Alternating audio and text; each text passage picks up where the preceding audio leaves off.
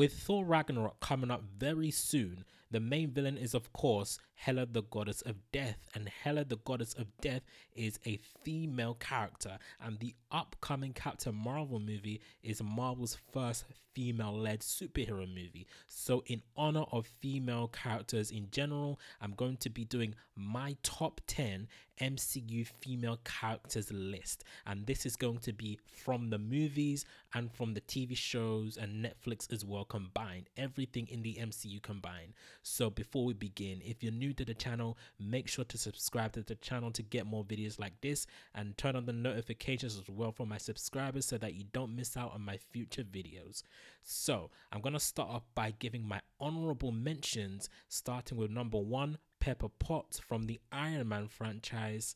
Number 2, Elektra from Daredevil and Defenders over on Netflix. Number 3, Nebula from the Guardians of the Galaxy franchise. Number 4, Karen Page from the Daredevil franchise. Number 5 on my honorable mention list, we have none other than Misty Knight from Luke Cage and Defenders. Number 6, we have Melinda May from Agents of S.H.I.E.L.D. And my 7th and final honorable mention is Colleen Wing from Iron Fist and the Defenders, and she was actually one of the best things about Iron Fist. So now we're going to go into my top 10. My top 10, starting with number 10, is Gamora. Gamora is a great fighter, and not just that, she's not just there to look pretty. She's not a damsel in distress.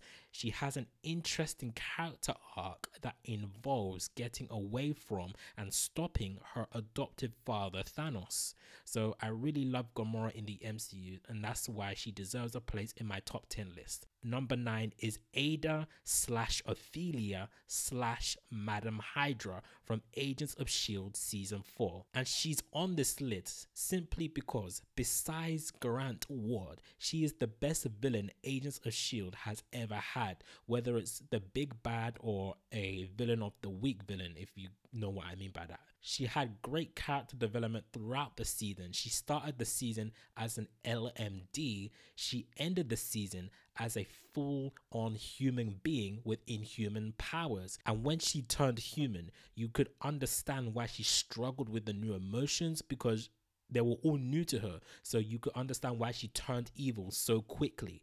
So that's why she deserves the number 9 spot on this list. Number 8 is another character from Agents of S.H.I.E.L.D. and this character is in fact Bobbi Morse, aka Mockingbird.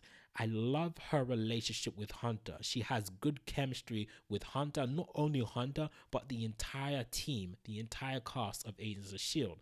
She has a good character as well, as shown when Grant Ward tortured her, as she never broke, because Grant Ward did all sorts of things to her. Grant Ward beat her up, he caused her pain, and she still didn't break. She remained strong and kept on fighting. That's one of the things that I love about this character, and it was very sad to see her leave.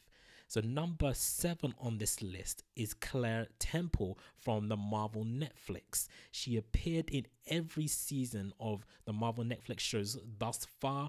Her first appearance was Daredevil Season 1. She appeared in Daredevil Season 2. She appeared in Jessica Jones Season 1. She appeared in Luke Cage Season 1. And she appeared in Iron Fist Season 1. So she's one of the main side characters of the Marvel Netflix shows, and she's what grounds each of the heroes, more specifically Daredevil and Luke Cage in particular.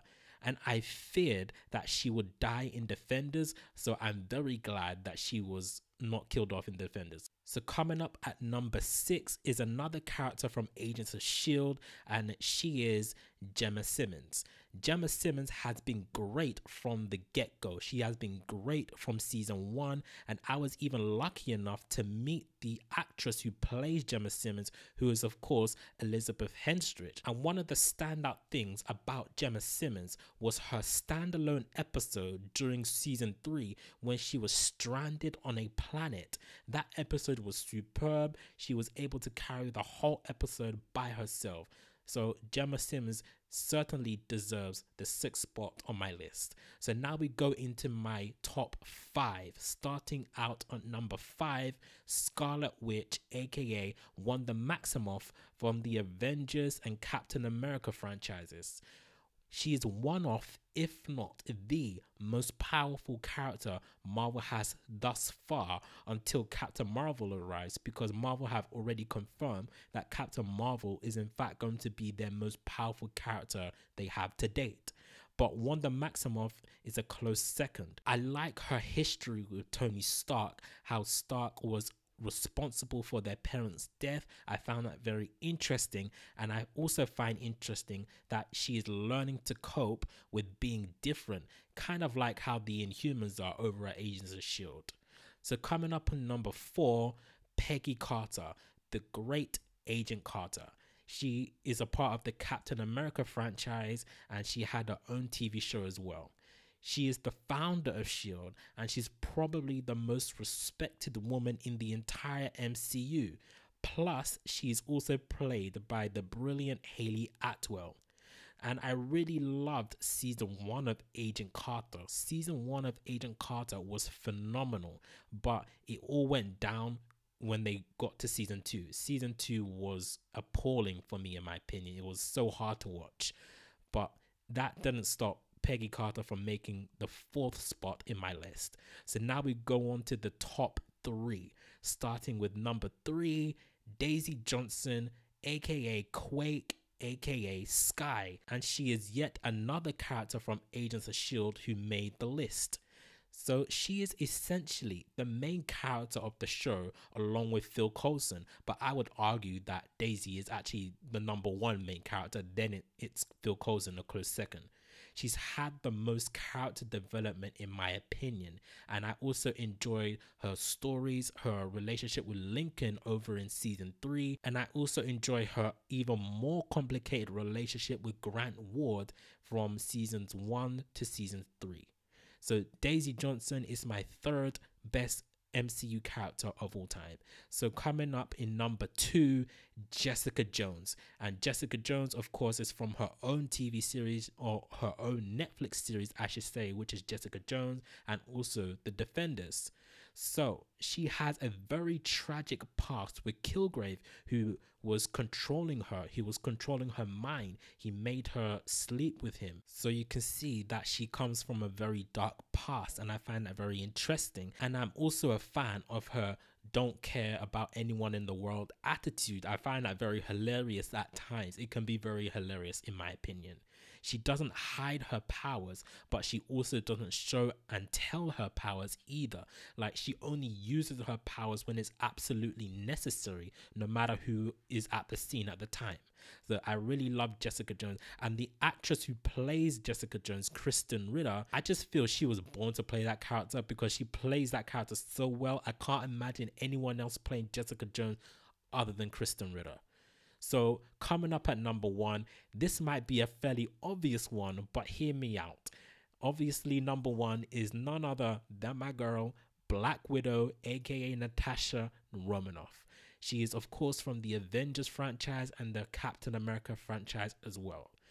And one of the reasons why she is number 1 on this list is because Scarlett Johansson's portrayal is the reason why Black Widow became my favorite female superhero of all time. And even though I read a ton of comics, and I'm even writing one, some of you may know that. So even though I read a ton of comics, the movie version of Black Widow just made me fall in love with the character in general. And I just love Scarlett Johansson's portrayal of the character, like I said.